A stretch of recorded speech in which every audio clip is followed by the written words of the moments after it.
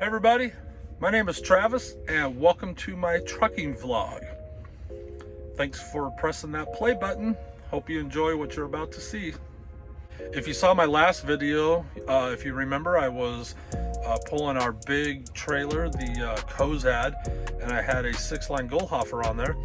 And I had stopped in Fernley, Nevada, and my delivery was in Pleasanton, California.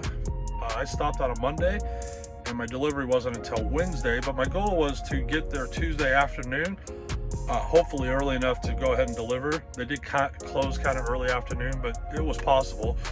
Anyhow, got up the next morning. As luck would have it, it snowed up on Donner Pass, and they actually still had the chain restrictions out, which means I can't drive under big permitted loads like that. Well, actually, any permitted load, you're not allowed to operate while the chain law's out. So finally, they lifted the restriction late morning. I was able to get out, but couldn't make delivery. It was going to be too late in the day. So I spent the night in Sacramento, and then got up the next morning and made delivery no problem. The real bummer about that was I was really looking forward to getting some video of them unloading that machine, that platform. It's a pretty interesting contraption, and I was wanting to share that with everybody, how it operates, how it works. And silly me, I had my camera out and thought I was recording it, and I never pressed record, and so never got a video. So kind of bummed about that. It's I don't know when the next time I'll ever have an opportunity to film one of those, but sorry about that. I was really looking forward to having a little bit of footage of that for you guys. But anyhow, so got that delivery done.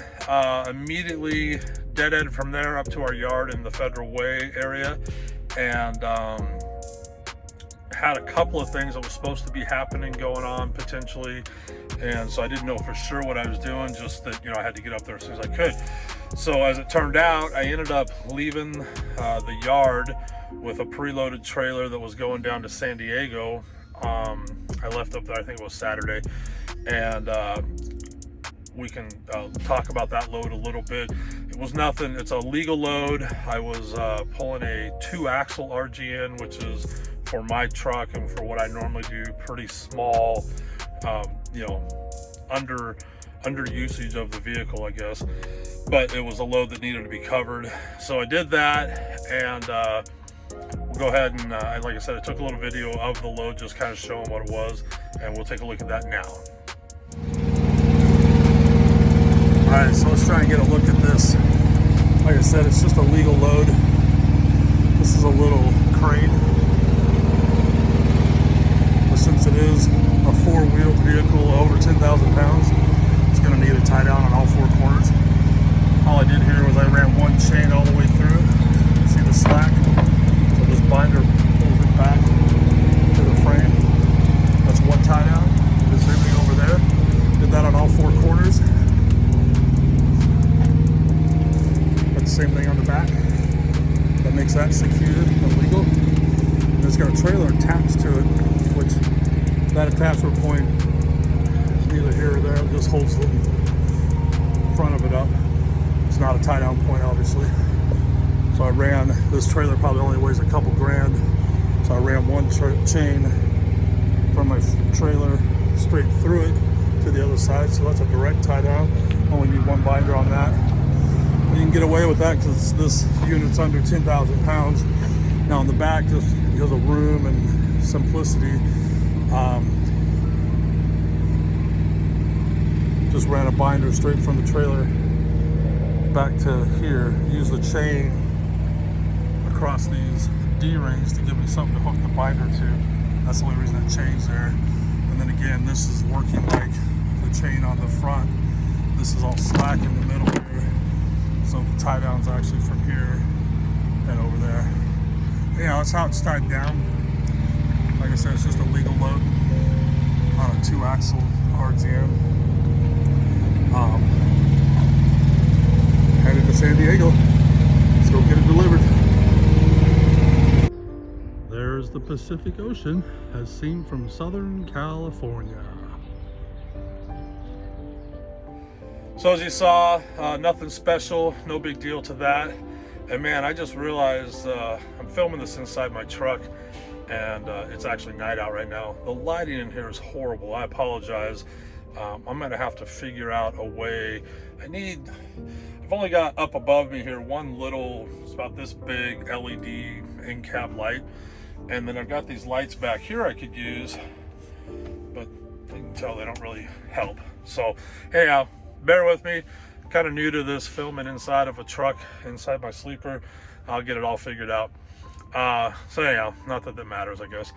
So I delivered that load down in San Diego. Went back up to Santa Ana, which is basically just south of LA. Did a reload that same day, and that load was coming back to the Portland, Oregon area. And so again, another legal load, because with that trailer and just how it worked out. So legal weight, legal width, nothing oversized, nothing special. We can take a look at that load too. I went ahead and shot a quick little video of that just to show kind of how I tied it down. So let's take a look at that. Here's a load, some sort of work vehicle. Not exactly sure what it's used for. Sorry, I'm parked in a parking spot. I can't really step back far enough to show the whole thing. Kind of like a box van. Single axle. Had to back it up as far as I could over my back deck. Pretty easy to tie these down. Just wrap it around the axle. Kind of hard to see there. It's each side of the diff there is where I wrap the chain around. Can't really see it. The only reason I cross chain the rear axle like this is because if I was to tie it up here and come straight out to the deck, out to here, the chain ends up binding up against the tires here. So coming from that side over to here, this side over to there, has less for it to bind on. I typically don't like to cross chain just because it makes for a long span. It's harder to keep it tight. Front axle, since it's just a single tire, you can just go right to the axle, straight down to the deck.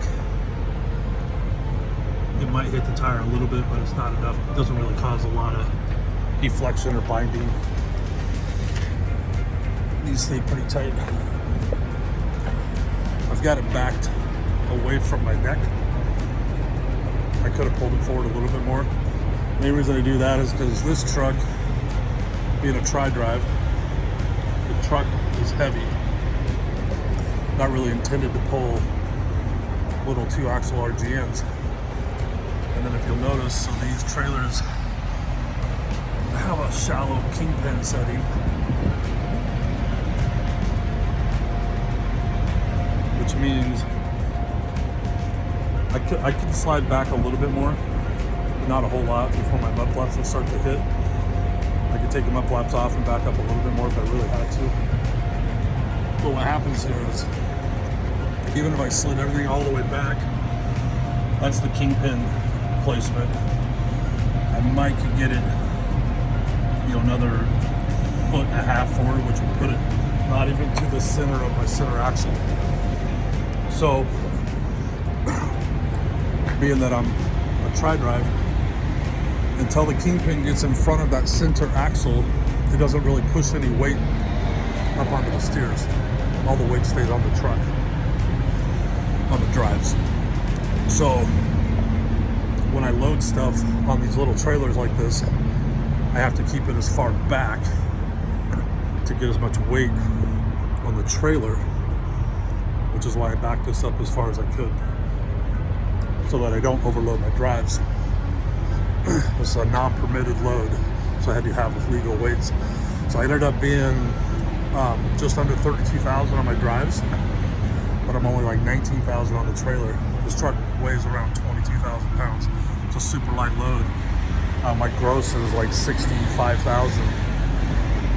But like I said, I've got 30, almost 32 of that right here on my drives, just because of how heavy that truck is and my drives on. Now, if I had a longer neck, you can actually slide that up past that center axle, then I would get some of that weight up on my steers. I think I'm only 11,000 on my steers. Anyhow, just wanted to show you guys that. Hard to get the whole thing in here, but that's the load. So that was that. Pretty basic, simple load. There's probably more than one way that someone could secure something like that, but that always works well for me the way I did it. And so that's that. That finished out that week. I delivered that load, and I don't remember what day that was, but anyhow, so then I came from Portland up to our yard, which is very close, and I did run up and do a local thing. I was kind of getting tight on hours, and for those of you that drive a truck, if you're watching this, you'll know what I'm talking about. If you're not familiar, if you're not a truck driver or not familiar with our hours of service, we are regulated on how many hours we can drive per week and per day and so on. So I was getting close to my weekly limit, and I knew that they had a load. At that time, I thought it was for Friday. So this was, I guess, Thursday. So I thought I was doing a load the next day, and I was trying to conserve some hours. Anyhow, they needed me to go do what we would consider a local pickup. Supposed to be a real simple, easy thing. Not 45 miles north of our yard. So by the time I got up there, it's roughly 2 o'clock in the afternoon. It was a quick, easy load. I got it loaded, but it was over-dimensional. It was about 10'8" wide. So because of curfews coming back south through, I was up in Everett, so coming back south from Everett through Seattle down back to Federal Way, that whole area has a curfew of 3 p.m. to 6 p.m. No oversized load movements. Part of it, the north end, is nothing over 10 foot. And then as you get closer to Seattle, it's nothing over 9 foot. So I was kind of grounded where I was. Actually was on location. There was 4 other trucks there. 3 of them were our company, and then one other company.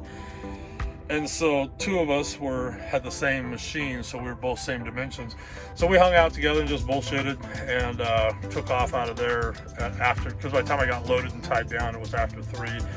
And so then we took off from there, and at 6 o'clock, we're allowed to run at night as long as we put lights on the load and all that kind of stuff. So that's what we did, got it back to the yard. Turned out I was not doing the load I thought I was doing on Friday. And I never took any videos or even pictures of that load. It was all so quick, but basically it was a big, I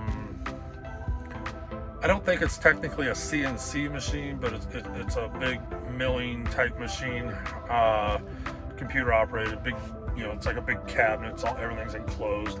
I think they weighed around 30,000 pounds. Like I said, it was 10'8" wide, I believe they said. Anyhow, not a big deal. Not a whole lot. They're pretty easy to tie down. The bad thing on those is we have to tarp them, and that's kind of can be a pain. And that's a lot of why I didn't really get much video, because you're just dealing with all that. Anyhow, so where we're at now, so here we are, that's, like I said, it's been about 2 weeks.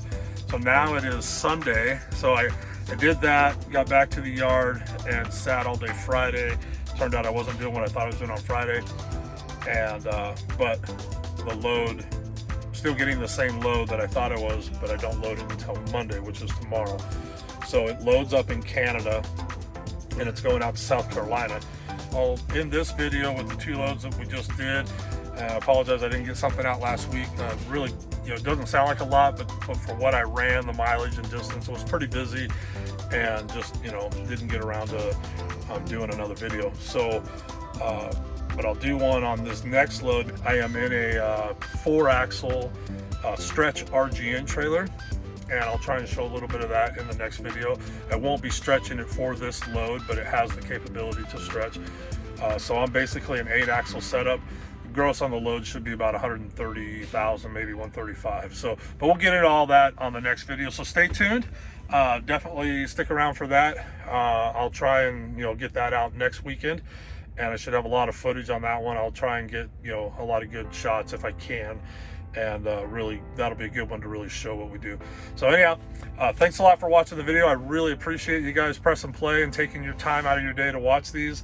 And you know, feel free if you have any questions, comments, or just, you know, whatever, just want to chat, use the comment section down below. I enjoy that. It's a lot of fun for me to interact with people on here. So if you have a question or comment on something, feel free to, you know, right away, and I'll address it. Until then, take care, be safe, and we'll see you on the next video. Thank you.